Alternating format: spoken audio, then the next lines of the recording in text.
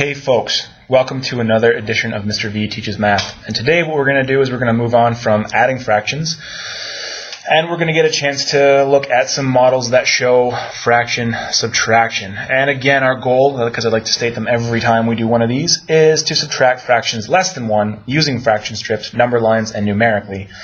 So you should recognize that these are the same methods that I showed you last time. They look a little bit different, but still using the same templates, I suppose. So that's what we're going to be doing over the next few minutes. So that is the sheet, and let's move on. So I have a problem. I always have problems. That's not true. I've noticed that along the street where I live, that 3/4 of the houses have garages and only 1/6 of the houses have sheds. So my question for you, and the question that we're going to be working through a little bit, is how many more of the houses have garages than sheds? So that's what we're going to be looking at. So we're going to use our model, fraction strips again. And there you can see the top question is 3/4 minus 1/6. And using fraction strips, what I did was I, again, photocopied some nice, lovely fraction strips. I'm actually just going to move this out of the frame for a second. So I have 3/4, and I have 1/6. So my goal is to subtract the orange one from the red one, somehow. Now, as I said last video, subtracting fractions means that you have to use common denominators again. You just have to. That's how it works.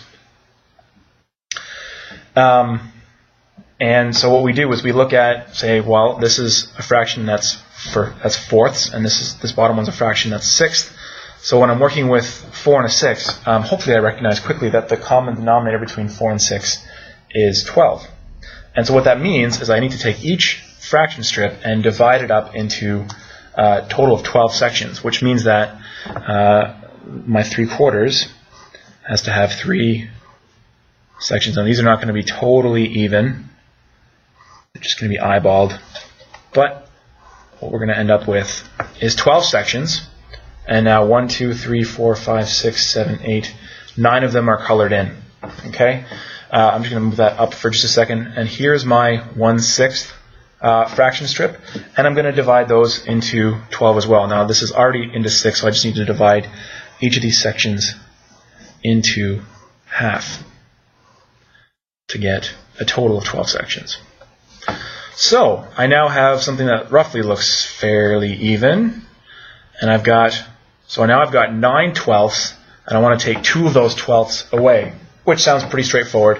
And what I'm going to do when I draw my when I have my third fraction strip is I'm just going to look at the space here where there's not 2 colors, right? There's only 1 color here, and there's no colored in section here. That's going to represent the difference between the 2 fractions. You'll notice that all 3 fraction strips, they're all lined up one on top of the other. This yellow section is actually the difference between 3/4 and 1/6. So when you take 1/6 away from 3/4, your answer is 7/12. Okay? So that's how to use fraction strips. Common denominator, line them all up, look for the space here that's not covered by both. Okay?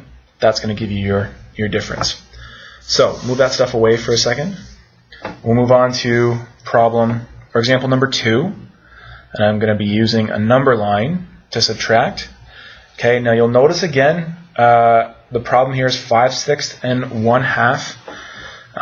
And again, need a common denominator. I've given you a hint already with the number line that the common denominator between 6 and 2 is 12.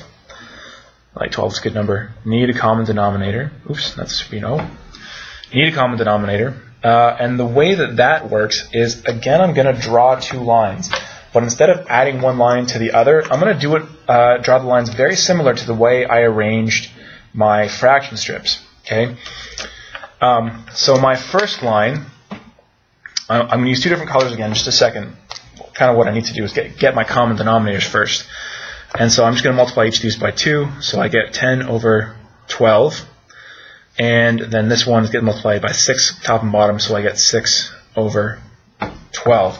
So I've gotten my common denominator now. So my first number, my 10/12, I'm going to draw out over here. So I'm going to go all the way over here, and that's my first one. That's 10 over 12. This actually it's 5/6, which has just been restated as a number over 12.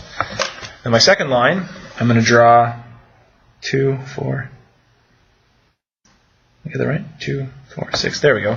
So this is actually 1/2. Okay. Now, what I do is I look at the spot of blue arrow, or the spot of arrow that's not overlapped by both colors. And so it starts here and goes 1, 2, 3, and there are 4 sections here. I'll just draw that out with some black. There's 4 out of the 12 spaces here that are not covered by a red or blue line. Okay? And that ends up being my answer, 4 over 12.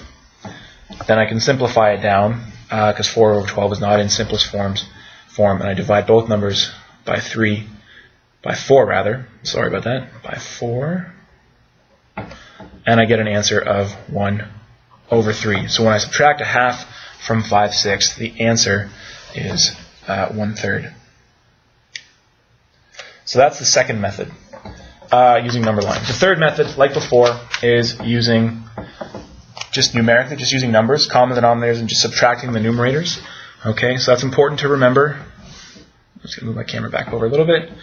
Okay, it's important to remember common, let's use a short form, denominators, and then subtract fractions. Okay, that's important to remember. So, common denominator between 10 and 4, you might want to think it's 40. It's not, it's only 20. Okay, so 7/10, each of those numbers get multiplied by 2. So we end up with 14 over 20 minus 5 over 20, because both of these get multiplied by 5. 14 minus 5 is 9 over 20, and that happens to be in simplest form. There's no common factors there. You'll notice that over here I'm going to actually subtract 2 improper fractions. It's okay, we can do it.